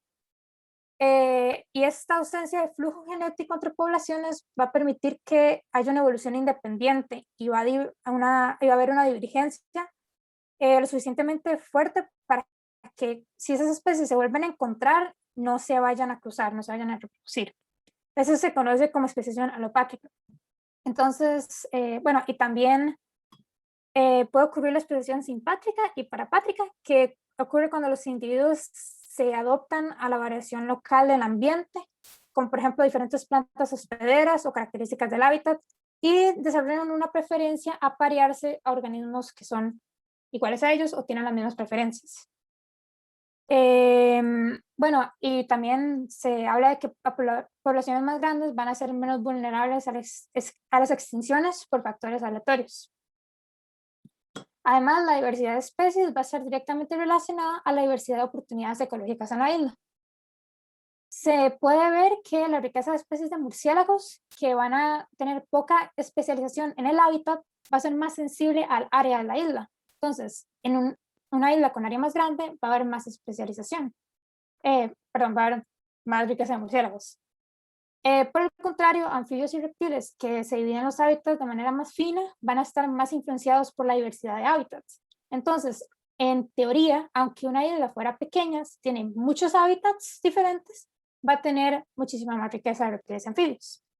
En el caso de aves y mariposas, que son sensibles a ambos, el área y los hábitats van a estar influenciados por cambios en ambos factores.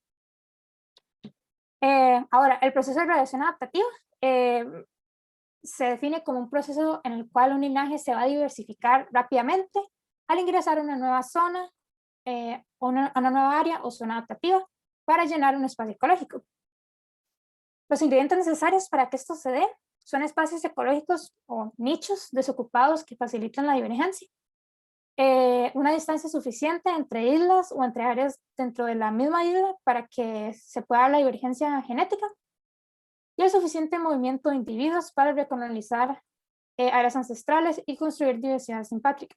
Cabe mencionar aquí que, digamos, cuando se dé la colonización, los individuos que colonizan van a tener muy poca competencia o competencia casi nula, debido a que no va a haber, debido a que no va a haber más de estos organismos aquí. Ok, cuando hablamos de dinámicas de colonización y extinción, se dice que una vez establecido el equilibrio en una región, las tasas de colonización y extinción pasan a ser iguales.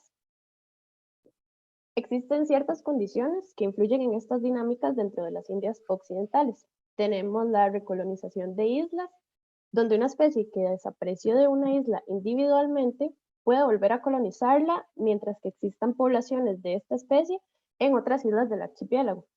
De esta forma es que logran persistir linajes de poblaciones que ya habían desaparecido. También está la migración episódica entre islas, lo que resulta en que exista una homogeneidad genética entre islas.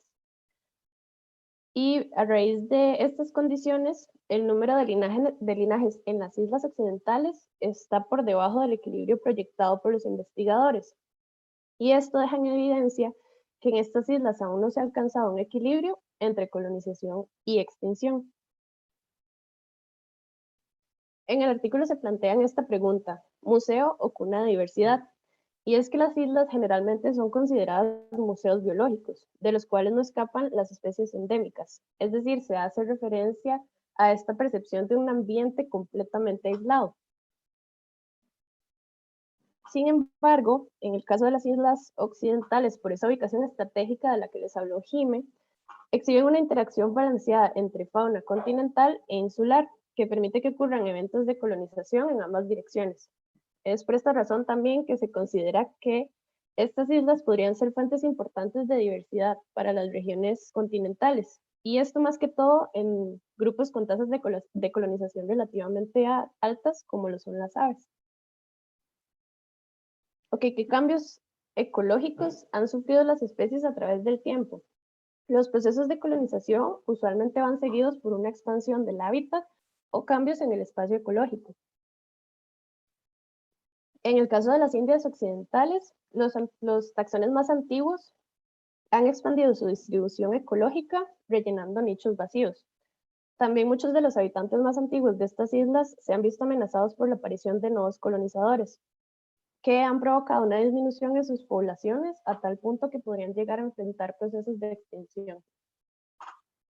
Y a este fenómeno, donde se dan como intercalados estos procesos de colonización y extinción, se le conoce como ciclo taxonómico. Hablando de extinciones, los autores que expresan que el destino final de toda especie es la extinción. Y para entender mejor de qué se trata este proceso, según los ecólogos, existen tres tipos de extinciones. Extinciones de fondo, que consisten en la desaparición de poblaciones o especies a través de procesos únicos a sus circunstancias, es decir, que tienen poca influencia sobre otras especies. Extinciones catastróficas, que afectan muchas especies simultáneamente e incluso pueden borrar todo rastro de vida en su área de influencia. Y finalmente las extinciones antropogénicas, que bueno, para nadie es un secreto que las actividades humanas son la peor amenaza a la vida, y las Indias occidentales no son la excepción al caso.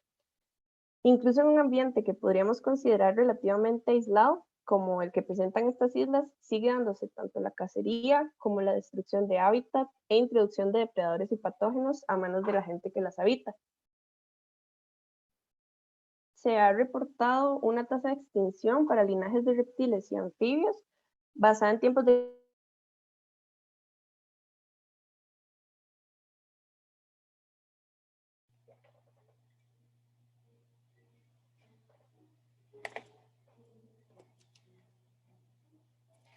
Ay, no.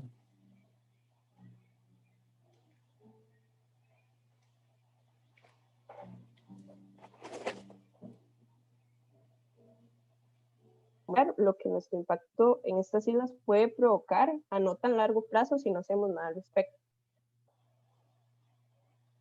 Siguiendo en la línea del impacto humano, para comprender la escala de lo que la llegada de los humanos a estas islas ha provocado, los autores mencionan que especies que sobrevivieron en glaciaciones, colonización de competidores y depredadores nuevos, enfermedades introducidas naturalmente, huracanes y hasta erupciones volcánicas han desaparecido a una velocidad alarmante desde que aparecieron los primeros humanos en las islas. Esta extinción acelerada se ve reflejada más que todo en algunos grupos, para los cuales han logrado estimar porcentajes de extinción. Por ejemplo, aquí podemos ver en roedores, donde de las 61 especies y 18 géneros endémicos que se tenían reportados para las islas, han desaparecido 48 especies y 15 géneros. Esto es un porcentaje altísimo. 12 de las 50 especies de loras que habitaban las islas ya están completamente extintas.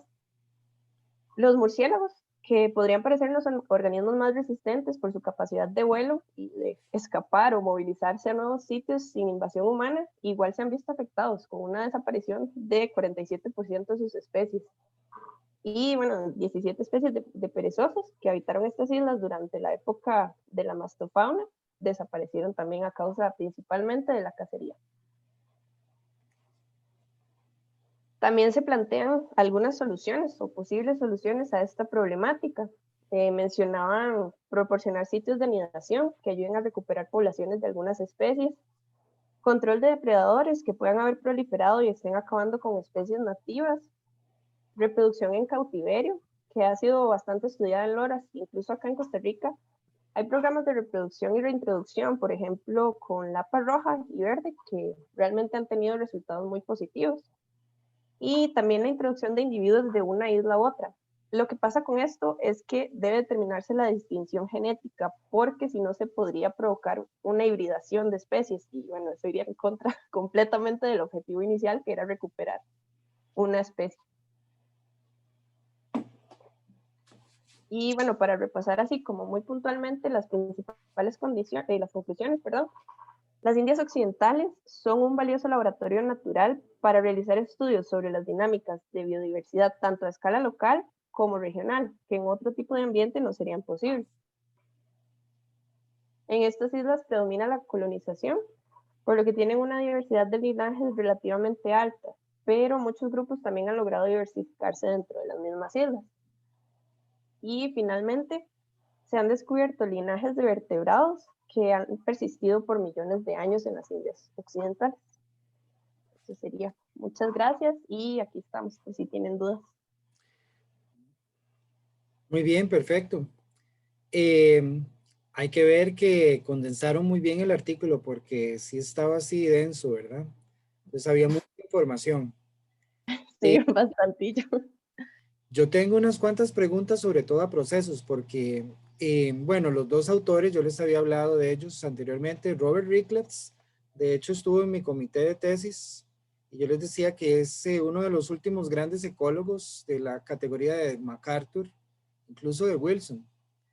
Y Wilson todavía está vivo, ¿verdad? Edward Wilson. Y recientemente leí un reportaje que le hicieron y él pensaba irse, no sé, al sureste asiático. Y el señor tiene como un poquito más de 90 años por ahí, entonces, qué envidia la energía. Y Eldridge Birmingham en ese momento trabajaba en el Smithsonian y es así, también un biólogo biogeógrafo. Entonces los dos se unieron y sacaron este artículo y otros varios, porque a Ricklefs le interesaba mucho las aves de, pues, lo que les llama West Indies, en realidad son las Antillas, ¿verdad? También ellos usan el término la hispaniola o española, que se refiere a la República Dominicana y Haití. También es importante la diferenciación que ustedes hicieron, ¿verdad? En las 3 regiones en las que se divide el Caribe.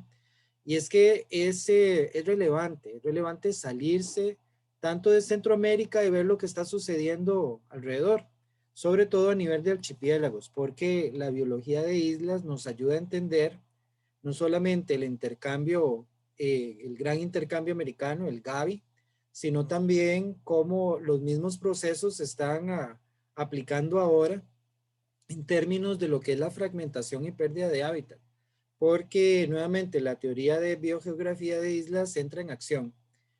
No sé si ustedes tienen ahí el PDF. No lo tienen a la mano como para... En realidad pueden proyectar cualquier grafiquito si pueden, si no los podemos describir, de la relación entre el número de especies y el área. Ya, déjame un momento para buscarlo. A ver si lo encuentro.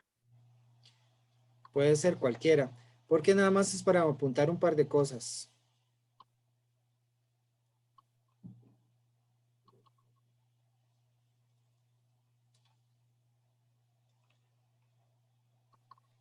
Creo que Valerie lo compartió, vamos a ver. Ok, Bueno, súper bien. pero es mejor si lo proyectamos porque si no así todos lo vemos. Sí, un momento. Si no, no importa, Jimena, no sé. Ah, aquí lo tengo. Ya lo Ajá, tiene. sí, Bueno. sí se ve. Sí, bajemos un poquito más. Creo que es la imagen que sigue. Subamos. No es lo mismo estar en el asiento del conductor. Esa. Una anterior. Puede ser esa, la figura 5. Y es que es interesante, tal vez bajemos hasta que se despliegue la leyenda de la figura.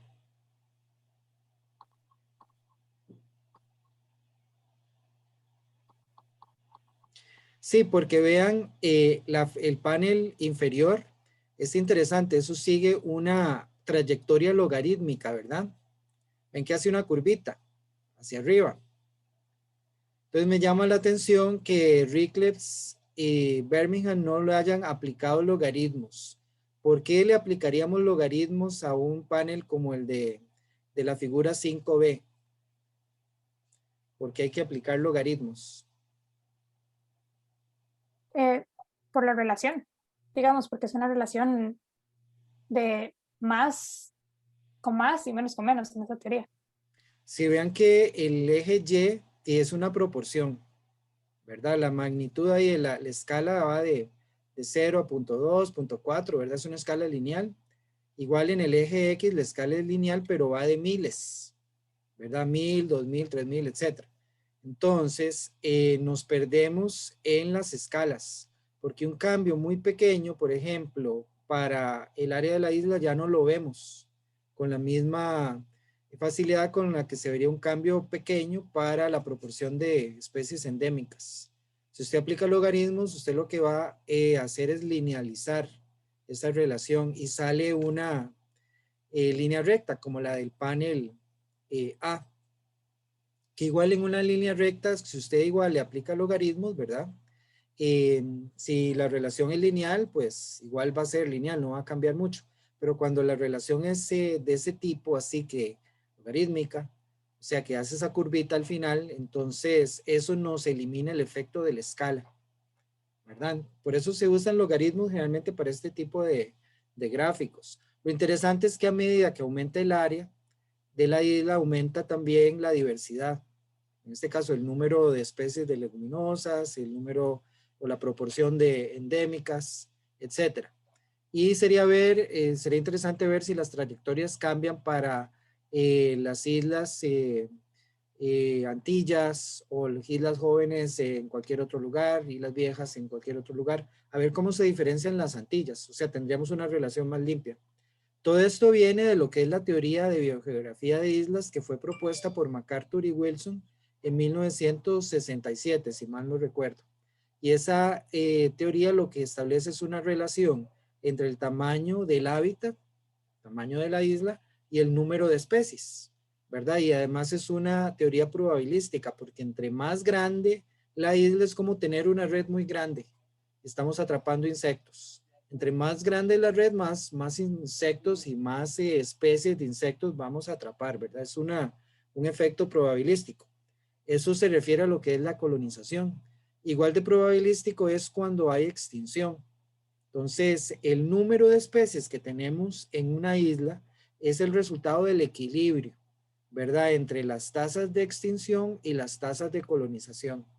Y esta cosa tan así, tan sencilla, tiene enormes aplicaciones aquí, como ya ustedes lo han visto, así como en la biología de la conservación, porque cuando nosotros fragmentamos un hábitat, lo que estamos haciendo es crear islas, ¿verdad? Y la cantidad de especies que van a sobrevivir en un área de conservación, un parque, una reserva, va a depender del tamaño. Y hay otro efecto ahí, que es lo que se hubiera visto si hubieran transformado logaritmos, el panel B, y es el efecto de la distancia al continente. Las islas más cercanas son más diversas, porque están más cercanas a un continente, y las islas más aisladas son menos diversas, por razones obvias, ¿verdad? Independientemente del área. Entonces, hay el factor del área, el factor de la distancia, y tenemos que tomar en cuenta el factor temporal, porque las especies que se establecen primero afectan a las especies que se establecen después. Es decir, afectan la capacidad de colonización, ¿verdad? Entonces hay un efecto temporal y es lo que Ricklefs y Birmingham se refieren al ciclo del taxón, que ustedes lo mencionaron ahí, pero ellos dicen que cuando el ciclo comienza, las especies colonizadoras se establecen en ambientes marginales, ambientes, digamos, de poca calidad, y luego van subiendo hacia el bosque y ambientes más montañosos, y se especializan. Digamos que ese es, porque hay varios estadios, ¿verdad? Ellos consideran taxón 1, 2, 3 y 4, creo, ciclo del taxón. ¿Qué sucede al final? ¿Ustedes se acuerdan o alguna? ¿Qué sucede al final del ciclo del taxón? Vuelve a empezar. Vuelve a empezar, pero no con la misma especie, ¿verdad? No, llega una especie nueva y el proceso vuelve a empezar. Correcto. ¿Y qué pasa con la especie viejita? Bueno, se mencionaba la extinción. Correcto. Era o Entonces, extirpada o se extinguía por alguna otra se razón. extinguía, a veces por competencia con los nuevos colonizadores.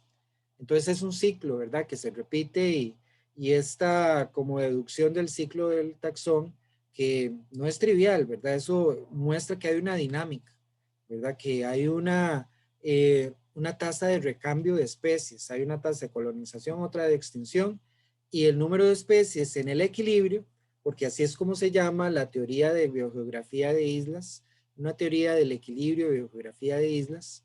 En el equilibrio, cuando se han estabilizado la tasa de extinción y de colonización, tenemos el N, o sea, el número de especies característico para una isla, o sea, el número de especies que esa isla puede mantener con las condiciones de heterogeneidad de hábitat y de área, ¿verdad? Entonces, es nada más una muestra de la riqueza de información y a nivel no solamente histórico, sino ecológico, que podemos sacar de analizar islas.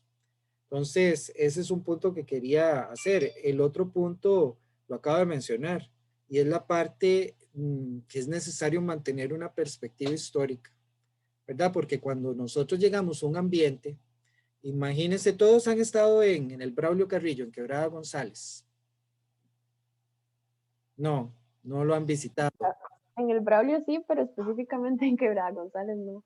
Bueno, imagínese que usted llega al Braulio y usted piensa que ese bosque que usted ve que alcanza hasta el horizonte siempre ha sido así.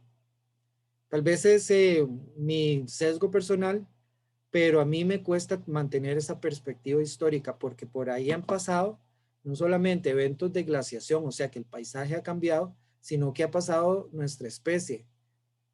No iría haciendo desastres, pero sí afectando el hábitat, ¿verdad? Entonces hay un impacto histórico que a veces no consideramos. Por ejemplo, en el Braulio Carrillo, sector Quebrada González, no hay,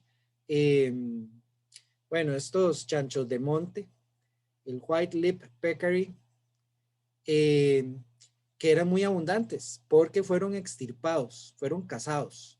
Es decir, hay fotografías de mediados del siglo XX, donde una persona monta uno de esos cerdos en su caballo y a veces, es decir, es casi tan grande, bueno, sería exagerar, más grande que el jinete no, pero es un animal grande Y estamos hablando de pues grupos de hasta 50 cariblancos.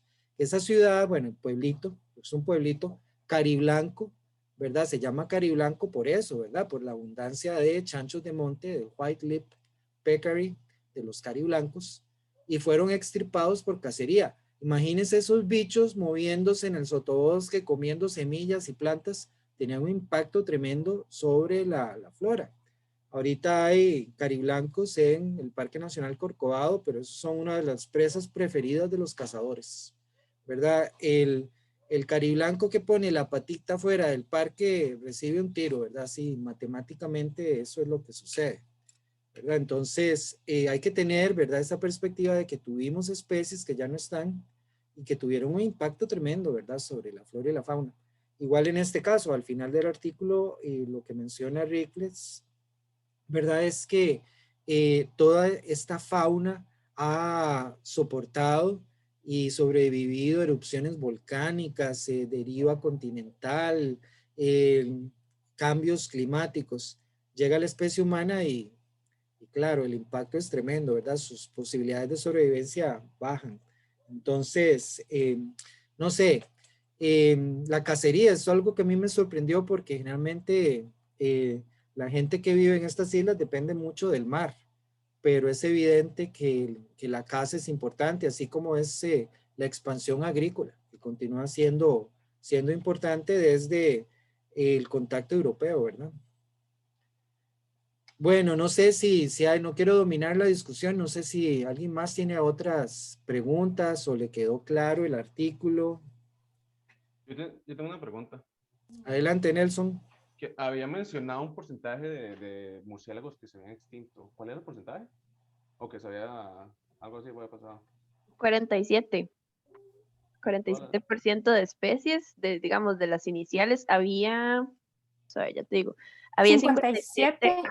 y desaparecieron 27. Bueno, han desaparecido 27 y contando. Y eso es por efecto humano. Sí, más que todo por reducción de hábitat y de alteración de donde ellos, bueno, reducción y alteración del hábitat, más que todo. Ya. Sí, el efecto es importante, ¿verdad? Entonces, hay que ver que los murciélagos también, creo que el artículo menciona que realizaron como la colonización inversa, ¿verdad? Que también se volvieron a Sudamérica, o me equivoco, algunas especies. Creo que sí, algunas. Si no me equivoco, sí. Sí, había un aspecto más que sí me llamó la atención del artículo pero ahorita no me acuerdo, es que no lo tengo así, no quiero como afectar la grabación y volver a mis notas que están en esta computadora. La próxima vez las escribo a mano, las tengo en otro pantalla o algo así, para tenerlas así como a la mano. Pero en fin, ¿qué les pareció? Ustedes dos que tuvieron que resumir tanta información. Yo creo que estaban leyendo seguramente, decían, uy, qué pereza, cómo no, qué mala suerte. No, bueno, no sé, Jime, pero a mí la verdad me gustó muchísimo, porque sí, de primera entrada impresiona. Nosotras dijimos, "¿En Sí. qué momento vamos a terminar con esto?". Pero a mí sí me gustó muchísimo como entender esa dinámica que existe en las islas, porque de ahí uno aquí no se da cuenta de nada del funcionamiento y de cómo, a pesar de que están relativamente aisladas, siempre existe ese intercambio de especies, y no solo intercambio, sino que las tierras continentales dependen de esa diversidad que hay allá. Entonces, para mí sí fue como muy bonito conocer esa parte. Sí, Tal a mí vez también. estresar, ¿verdad? Que las islas, como lo dice el artículo, el título, ¿verdad? Son verdaderos laboratorios de evolución. ¿Por qué es que la evolución se acelera en las islas? O sea, a lo que yo vi, digamos, es que, por ejemplo, en el caso de Anolis que ellos mencionan, se cortan los ambientes demasiado. Entonces, digamos, puede ser que, y esto no lo mencioné como por falta de tiempo en lo que estábamos calculando, pero digamos, ellas se van a estar dividiendo dependiendo del ambiente. Algunas van a quedar aisladas, entonces se van a tener que adaptar a esa nueva zona, que puede ser un hábitat que no era el adecuado para ellos. Entonces va a empezar un proceso de adaptación y evolución a ese hábitat. Y esto podría hasta llegar a formar una especie nueva, que digamos, muchas de las especies inician como morfoespecies, que después, debido a ciertas adaptaciones o diferencias morfológicas, se les clasifican como una especie nueva. Pero esas adaptaciones empezaron porque se tuvieron que adaptar a un ambiente nuevo y evolucionar. Nada más una corrección ahí porque tal vez el término morfoespecie no está, tal vez no es el mejor. Sí, era como una traducción ahí rara. Sí. Es una población, ¿verdad? Las poblaciones evolucionan. Una especie es una categoría casi artificial, ¿verdad? Que nosotros asignamos, pero la unidad de evolución es la población. Entonces, ¿qué sucede? Como usted bien lo indicó, llegan a un lugar y tienen que adaptarse. Pueden, por ejemplo, en el caso de Anolis, hay especies que utilizan arbustos, hay especies que utilizan como zonas pedregosas, o sea, que están particionando el hábitat, a pesar de que son parte de una misma población. Eventualmente van a sufrir ese proceso de radiación adaptativa y Anolis es un género que ha sido muy exitoso en el Caribe. Las islas en realidad son ambientes, digamos, más contenidos, más discretos que el continente, o sea, son ambientes más pequeñitos. Es como ponerlos en una botella, ¿verdad? Entonces es un ambiente más simplificado, hay menos especies, pero también las presiones selectivas a veces son muy fuertes y se expresan en un tiempo corto. Entonces es como apretar el acelerador al proceso evolutivo, ¿verdad? Entonces comienzan a darse todo este mecanismo, ¿verdad? De selección natural, de adaptación, de divergencia, y el proceso evolutivo como resultado tiene lugar de una manera más rápida. Entonces es súper importante estudiar islas. Y un momentito. ¿Y de por qué es importante? Porque podemos aprender muchísimo de cómo funciona la evolución, cómo funciona el proceso de pérdida de hábitat, el cambio climático. Entonces, todo lo que sucede en el continente, que es mucho más complicado, en una isla lo podemos simplificar. Y de ahí que yo les haya asignado ese artículo y ahora no sé si asignarle otro, pero eso lo vamos a consultar con la almohada y no los voy a torturar mucho, pero sí yo creo que le sacaron el jugo y eso me gusta porque cómo fue la manera como ustedes lo diseccionaron, ¿verdad? Lo dividieron en diferentes como secciones, ¿verdad? Y al final lo integraron muy bien. Yo creo que hicieron un excelente resumen que ayudó a la audiencia en general a entender este artículo, ¿verdad? No sé, vamos a ver qué dice la audiencia, qué tenemos más. Ahí no hay, ¿cómo está el chat? Está vacío. Profe, yo tenía una Sí. pregunta que no entendí muy bien y no sé si ellos me pueden responder o tal vez usted de lo de las distancias inmunológicas. Es que no entendí bien cómo era que hacían eso. Jimena y Melanie, no sé si ustedes quieren contestar. Sí, dame nada más un toque para poner la diapositiva. Bueno, es que principalmente lo que se hace es usar anticuerpos y compararlos a ver cómo respondieron a un antígeno. Entonces, digamos, si la respuesta fue muy similar, la relación va a ser más cercana. Digamos, si la respuesta fue muy diferente, o sea, si hay anticuerpos muy diferentes, la respuesta va a ser diferente. Es una relación cruzada entre el anticuerpo que se forma en respuesta a un taxón. No sé si se entiende. O sea, es como, déjame ver. Yo podría decir que es como un reloj molecular. Ajá. Si digamos que es la misma especie, esa distancia inmunológica va a ser muy parecida. Es como cuando le hacen una transfusión sanguínea, ¿verdad?